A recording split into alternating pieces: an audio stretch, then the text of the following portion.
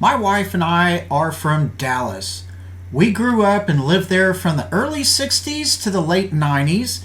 In our early years, mainly in the 60s and early 70s, she had some comfort on her family's property having dogs and chickens and such as pets, as well as their family having a 40-acre cattle farm in Sulphur Springs, Texas, that she could learn to further enjoy animal life.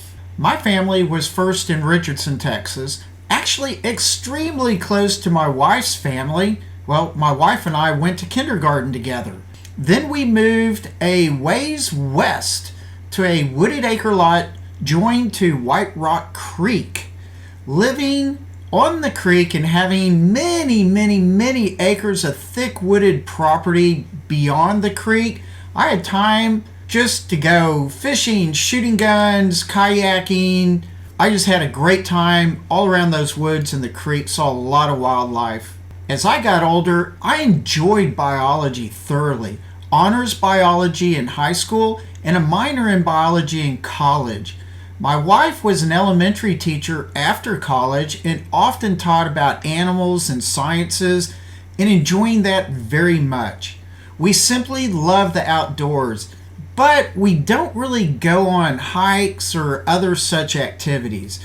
We have had our careers and families to tend to too much. As we've gotten older, we take scenic drives to look for wildlife or just walk around the house. And we have tried to live on wooded property to have some critters visit us days and nights.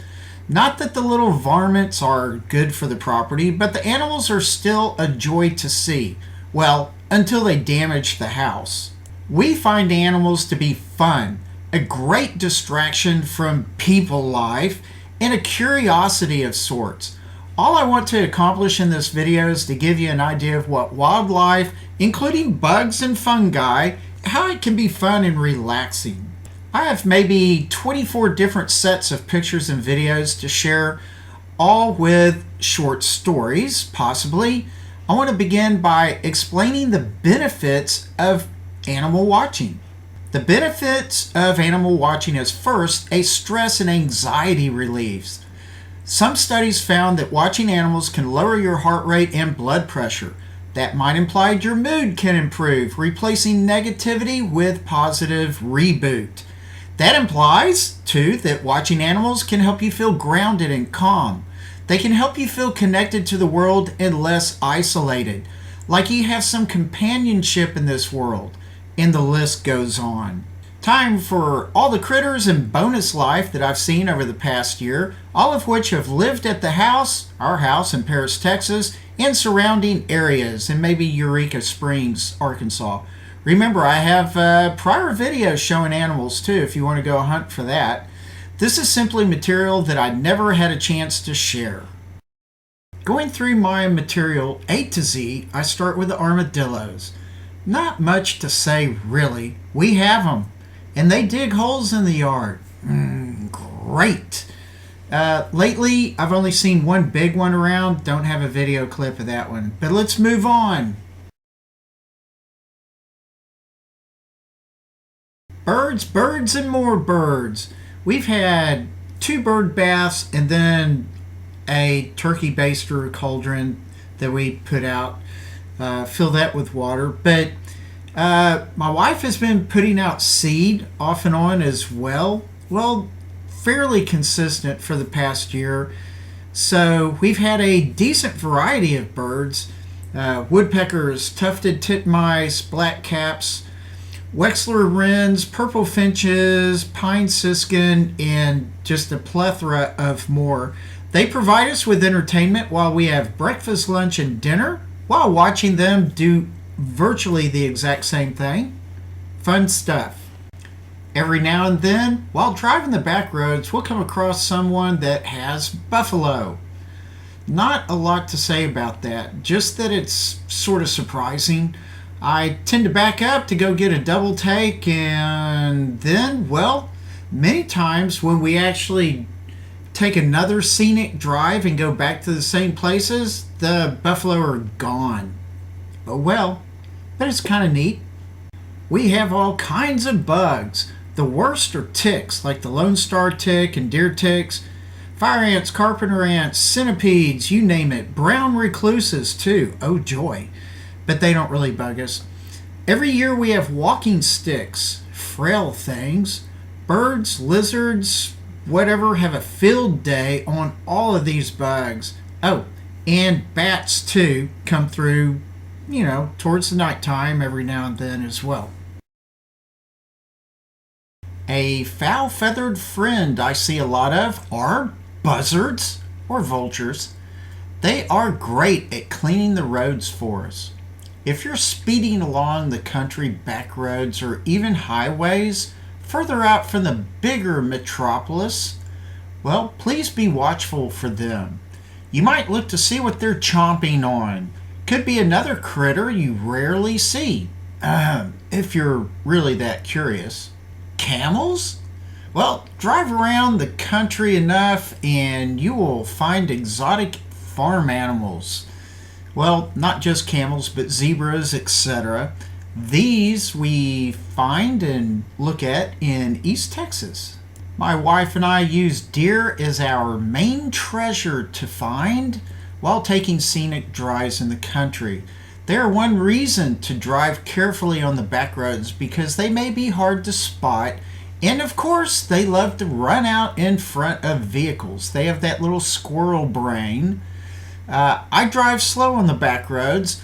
If I have to drive fast, I watch the culverts very careful. It seems like they can just come out of nowhere. Seeing them, to me, is a real treat though. Well, I may lose you on the fungi. I just have it in here for a bit of a breather and goofing around. I do think they look cool, and I enjoy seeing their different shapes and colors. Sort of like looking for different flora during the springtime. No, I don't eat them, but the squirrels and possibly some other critters will nibble at them some. Welcome to the hummingbird we call guard. The name of the hummer that protects his feeder. We got pretty good at recognizing a couple of hummingbirds, at least for a while.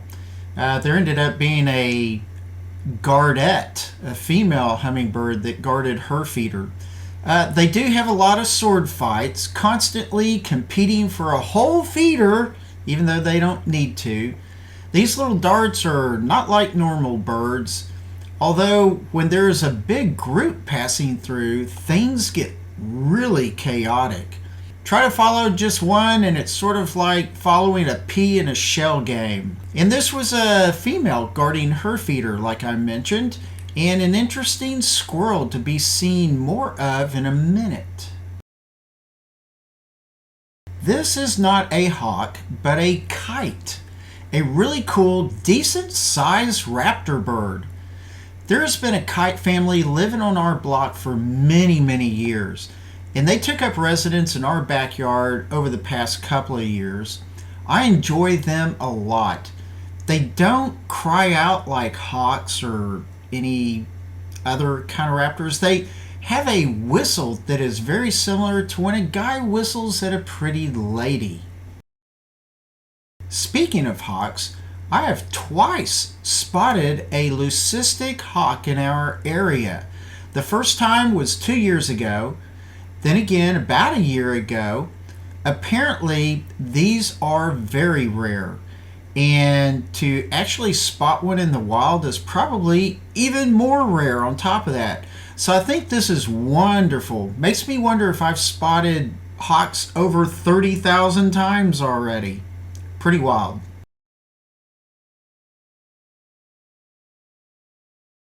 Okay, since I'm on the topic of leucistic animals, here's a leucistic squirrel in our neighborhood. I usually see him in the neighbor's yard almost a block away.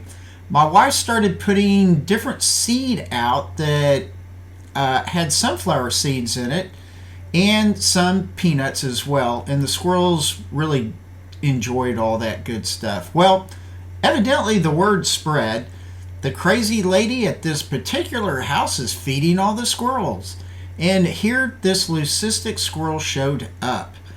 At least I think it is the same one. I'm actually not 100% sure. I think it'd be pretty wild if there were two of them. Anyway, these guys are really rare. From what I just did a really quick Google search, it said 1 in 100,000. Pretty neat. Possums. Off and on we tend to see possums. And raccoons too. Armadillos, whatever. Being that these are all night creatures, I rarely record them. I think they come to visit to check out the leftover seeds and nuts that we've had, to feed the birds and the squirrels. Well, obviously. We had a rabbit family visit us for a couple of years. No idea what happened to them. They disappeared and we are very sad about it. They were so much fun to watch. We really loved seeing the little guys just hopping around the house. The big daddy I called Bouncer. He was very protective of the others. There was a baby too. We called him Bun Bun. We watched him grow up. They did a good job of edging the front sidewalk. Very nice of them. They didn't tear any of the yard up at all. They just nibbled here and there. Well, I skipped over quite a few animals that we tend to see around the house. Turtles, snakes, some more of the squirrels and whatnot. I hope you enjoyed this very simple, trite little video. I hope to encourage you to enjoy wildlife, preserve it if possible. Maybe even make some critter friends. Just don't tell anyone if you do make a critter friend. I mean, look at what happened to Peanut the squirrel. Serious governmental overreach on that situation. Bad, bad, bad, bad, bad. The point, enjoy wildlife. Take a break from people life and just get out and have fun with all the critters in the world. Go to zoos, pet farms, whatever it is. Just go enjoy them for a while. And with that, please relax, take it easy, and I will see you later. Bye.